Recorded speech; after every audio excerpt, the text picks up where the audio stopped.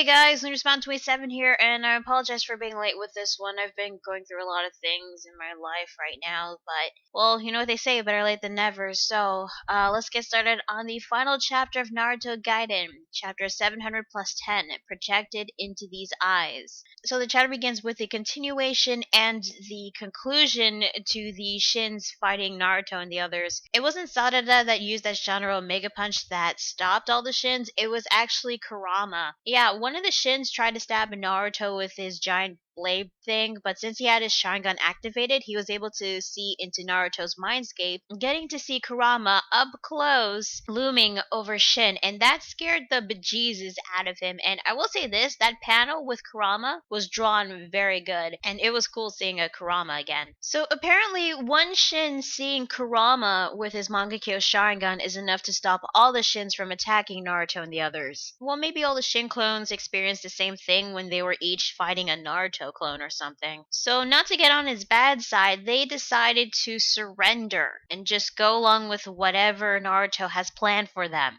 Okay, you know what? This is actually something I didn't mind if it wasn't so sudden and abrupt. They still had the original Shin's goal in mind, and yet it was changed instantly when they got a good look at Kurama, so I don't know, the whole Shin situation felt like it was resolved so quickly and abrupt. Speaking of Shin, what happened to the original? I mean, we saw him get stabbed, but he was still alive, albeit a bit barely, so is he still around? Did he escape? Because in the entire chapter, we don't get to see the original Shin, so we don't even know if he's alive or dead. So, what does Naruto have in store for the Shin clones? Well, he's going to send them to an institution to help these kids. Sasuke isn't sure if the institution could handle these kids since they all possess a Sharingan, but Naruto is certain that the institution can handle them. Well, these Shins are technically clones, so they're not really full-blooded Uchiha since Shin isn't an Uchiha. So how they have their Sharingans, I guess they were implanted or something, but I do have one question. Since all the Shins have the Mangekyo Sharingan and they've been using it a lot lately, shouldn't their eyesight be slowly diminishing or something? Because that's an established side effect for constantly using the Mangekyo Sharingan. I mean, Itachi went through with it, even Sasuke went through with it. Or does that only apply to full-blooded Uchihas? Oh wait, actually I do have another question. What's gonna happen with the Shins now that they're in this institution? Are they gonna be part of the Konoha Shinobi eventually? Are they gonna be like a part of their own squad or something? Or are these guys gonna actually appear in the Boruto movie? I'm not sure. Anyway, we got one last thing to clear up before they all head home, and that is to know if Sasuke's heart is connected to Sakura's. Something that Sarada wanted to know, and Sasuke tells her yes, because they have Sarada. So there, all the baby mama drama, the family drama has been resolved. Thank God. So we get a good look at the institution that the Shins are going to be staying in, and it turns out that this was the same orphanage that Kabuto stayed in when he was a kid. And speaking of Kabuto, we actually get to see him in this chapter, and he's now running the place. So yeah, Kabuto is now the head nun of the orphanage, and he's gonna take in all the Shins. And, you know, speaking of the Shins, there's actually this one big Shin that's actually waiting outside, which I thought was kind of funny. But back to Kabuto. What the actual hell? It seems that no matter what kind of crime you commit, no matter how severe it is, you get redemption either way, because Kabuto is yet again another villain that gets redemption. Even though, you know, he started the freaking war and was intentionally and unintentionally responsible for the deaths of so many people and helped out Orochimaru in his sick twisted experiments. Yes, I am aware that he went through the Izanami Genjutsu realizing his lesson, and he helped revive Sasuke when he got stabbed by Madara, but he still committed these crimes. He had a hell of a lot to atone for, and I am okay with redemption for some characters as long as it's done right. But I also believe that one should suffer the consequences of their actions. I guess I'm more upset that we didn't actually see Kabuto going through some sort of punishment or something to gain this redemption of his. But all I can think of right now is that he must have went through a lot of hard work during the 12 to 15 year time skip in order to gain this kind of redemption. It just makes me worried that when we get to the Boruto movie, the main villains Momoshiki and Kinshiki might have to go through the same thing again. I swear, the only villains that are fully evil or haven't gained some sort of redemption were Hidan, Kakuzu, Deidara, sort of, Kaguya, and even Black Zetsu. And yes, I'm aware that most of the villains have went through the wrong path, but that doesn't mean that they should be forgiven so easily. You know what? Moving on. So, Naruto and the others arrive at Konoha and they run into Chouji and Ino, which turns out that Chouji was off on a mission somewhere, and whatever that mission was had to make him skinny. And since this is the first time Chouchou saw her dad like this, knowing that he used a Nakamichi clan technique, she wanted to learn that technique as soon as possible. So, yeah, the whole Chouchou finding her actual dad only to find out that Chouji this whole time really is her dad has also been resolved as well. Well, good for you, Chouchou. I gotta be honest here, one of the problems that I had with Naruto Gaiden was this character, Chouchou. Now, if you like Chouchou, that's fine, we all have different opinions about her, but me personally, I don't. Now, she does have some funny and good moments on occasion throughout this miniseries, but overall, she just comes off as an irritating, annoying character. And the whole reason why I believe she was there in this miniseries was so that she can become the comedy relief character. Aside from that, she doesn't contribute to anything in this miniseries. Hell, she doesn't even help fight against the Shin clones, and we saw her fight like once. She knows partial expansion jutsu, which was great because Chouji didn't learn that until during the Sasuke retrieval arc. So you'd think she would use that jutsu to help fight against the Shin clones. But no, she doesn't even do that. Not to mention that she can be way too oblivious when it comes to certain situations to the point where it's irritating. If this is how Chouchou's character is going to be like when we get to the Boruto movie, I hope she gets little to no screen time in that movie because I don't like her. I apologize for that little rant. I just had to get that out of my system. But on the plus side, we actually do get to see Sasuke interacting with Sakura and Sarada as one happy family, which was actually nice. Unfortunately, Sasuke had to leave again because I guess he's still investigating the threat that's bigger than Kaguya. Sarada was upset that he was leaving again, but Sasuke gives her a hug and pokes her on the forehead, saying, "Until next time," just like what he did with Sakura back in chapter 699. And honestly, this was another good part of the chapter. Seeing the Uchiha family actually acting like a happy family and Sasuke's goodbye to his daughter, because it just shows that he does care for Sarada, which was nice. And seeing Sarada all happy was pretty nice too, but I guess her getting poked on the forehead made her a lot more happy than getting a hug. I guess this is like an Uchiha thing that they show their affection or something. I mean, it had many other meanings, but throughout the series it kind of changed throughout time, I guess. But there was this one scene that made me laugh my ass off, and it was when Sakura was expecting a goodbye kiss, but Sasuke just turns around, leaves, and says, "Okay, thanks, bye." Hey, Sakura, you want Haku to come back from the dead and use his ice jutsu for that burn? Because holy crap! I mean, what the hell, Sasuke? You couldn't even give a goodbye kiss to your own wife? And according to Sakura, this happened many times before.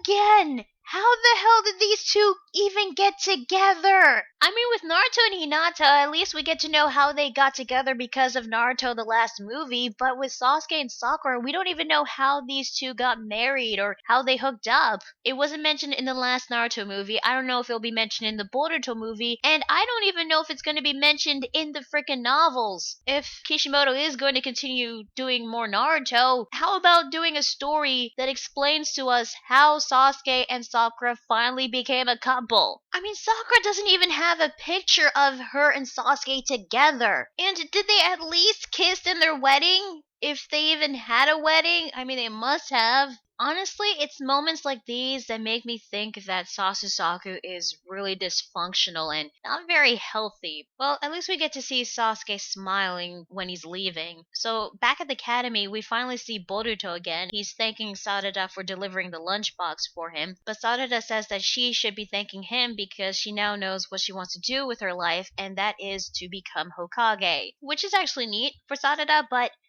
does everyone want to become Hokage? Because there are other ninja professions out there aside from Hokage. It's just that lately we've been getting a lot of characters that want to become Hokage. And as for Boruto, he doesn't even like the idea and says that it's weak. I guess because, since his father Naruto is Hokage, he doesn't spend a lot of time with him and the rest of the family, so he just doesn't like the idea of being Hokage, I guess. But wait, there's still one more thing to resolve, and that is the maternity test that Suigetsu took. Okay, so I was told earlier that it wasn't a hair, it was a piece of Sarada's umbilical cord. I guess people in Japan keep those for some reason, I guess. I'm not exactly sure. I don't know a lot of details. And it turns out that Sakura really is Sarada's biological mother. Yeah, the umbilical cord belonged to Sarada and Sakura's, and it turns out that Sakura wanted to stay by Sasuke's side, so she had to go on the same mission that Sasuke was, and during that mission she was pregnant with Sarada and had to give birth to her in one of Orochimaru's hideouts, and Karin was the one that had to deliver Sarada. Okay, look, I always knew that Sarada was the daughter of Sakura. It's just that the whole maternity test thing was really hilarious, and I still consider the possibility that Karin might have been the biological mother. But yet again, this was just Kishi trying to add in more baby mama drama to get us more invested into the story, and this was just him trying to troll with the fans. Although, if Karin being Sarada's mother was true, I would have laughed really hard. Now, Karin did tell Suigetsu that she is over Sasuke because as long as Sasuke's happy, that's all she cares about. But here's the thing. She was the one that kept the umbilical cord, and it's supposed to be the mothers of the child that keeps it, not other women. So, yeah, it seems that she's not kinda over Sasuke just yet, and she just kept the umbilical cord as her way of getting some sort of connection with Sasuke or something. I don't freaking know. It's just very weird, and I would have commended Karin for getting over Sasuke, but the thing is, she did the same thing back during the Five Kage Summit arc, and when she shows up yet again, she still had the hots for Sasuke, and she was still an annoying bitch back in part 2, so you know what? Whatever with Karin. I never really cared about her anyway. Although I do question why Sarada's sight is impaired because she wears glasses, and I never recalled any Uchihas wearing glasses, at least on Sasuke's side of the family. Maybe it was inherited from Sakura's side of the family or something. So thanks a lot, Suigetsu, for nearly ruining Sarada's bonds with her family. Then again, none of this would have happened if Karin kept the umbilical cord. Well, that's misunderstandings for you. A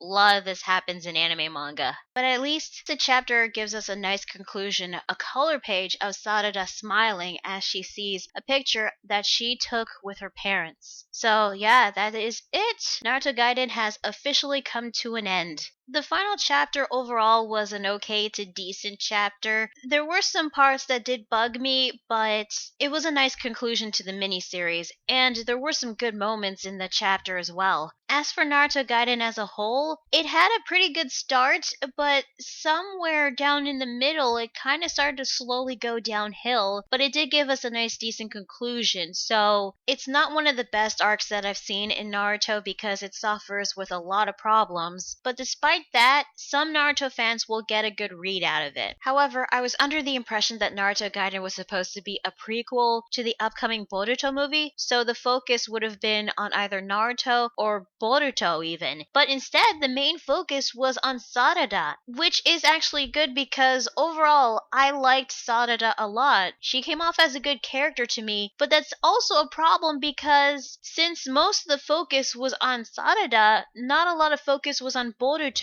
and Sarada came off as a better character than Boruto, who's supposed to be the main character of the upcoming movie. And yes, I have seen the new trailers to the Boruto movie, and I still still don't like Boruto. I'm sorry, but I like Sarada more. Boruto's issues with his father not spending a lot of time with his family because he's too busy being Hokage is understandable, and it does kind of make him sympathetic, but Naruto Gaiden made Sarada more sympathetic than Boruto because her issues came off as more serious. Well, I'm hoping my opinion on Boruto will change when I see the movie. Oh, by the way, I was also a bit disappointed that we didn't get to see Hinata and Himawari because they are a part of the Uzumaki family after all. Seriously, I think Kishi should have just changed the title from Naruto Gaiden to Sarada Gaiden to avoid confusion. Another problem I had with the Gaiden series is that it was only mentioned one time that there was a threat that was bigger than Kaguya, no doubt referring to Momoshiki and Kinshiki from the Boruto movie. However, it was never brought up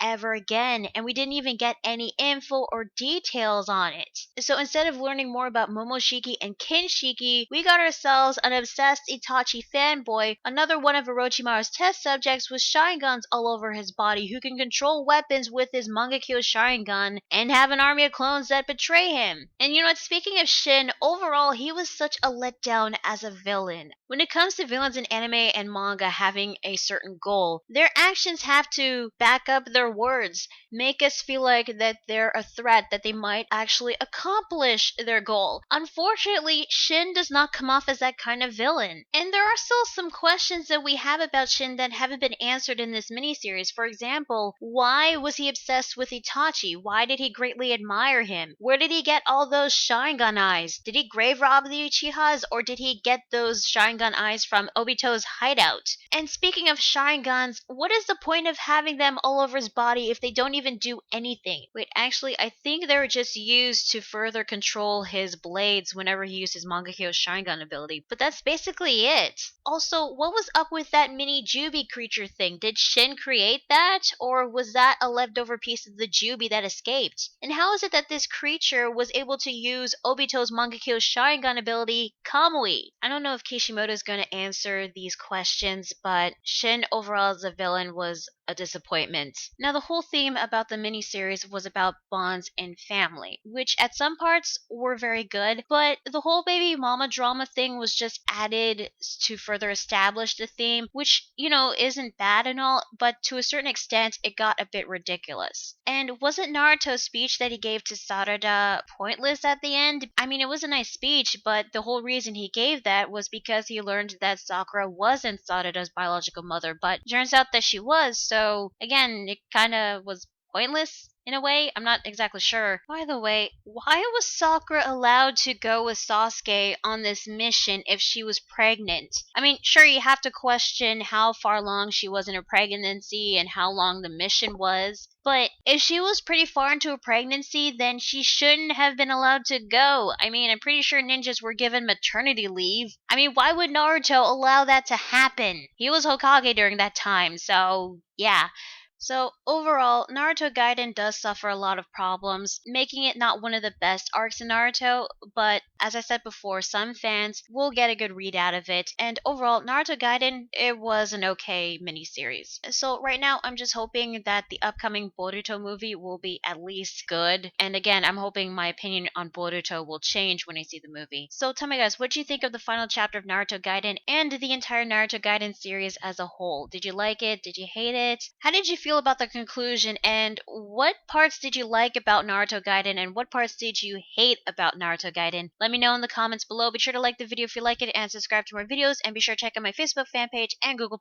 So yeah, that is Naruto Gaiden chapter 700 plus 10. The last of the Naruto manga that we'll probably get for a long time. So once again, goodbye Naruto. I'm Lunar Spawn 27 and I will see you guys later.